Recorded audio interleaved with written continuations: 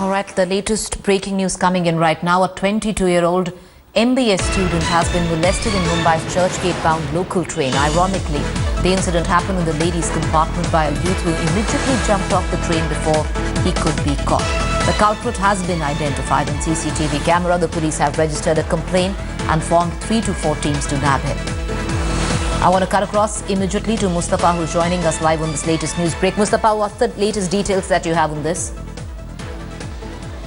See, basically the RPF police has been able to procure the CCTV images which is of that alleged accused who got into the ladies' compartment. They have circulated that CCTV footage and they are asking for help from the common people who usually travel from train and commute to railways, and they are saying that this person should be identified as soon as possible. As far as the complainant is concerned, she has refused to file a formal complaint, but then too the RPF has registered a complaint and they are looking for the accused. It is said that normally a policeman is deployed at the ladies' compartment, but there was some problem due to which the arrival of that policeman was delayed at that coach, and it was unfortunate that that incident took place at the same point of time when that woman was alone and this guy entered the ladies' compartment and tried to molest her in the moving train. She shouted and this person got scared and left from the train.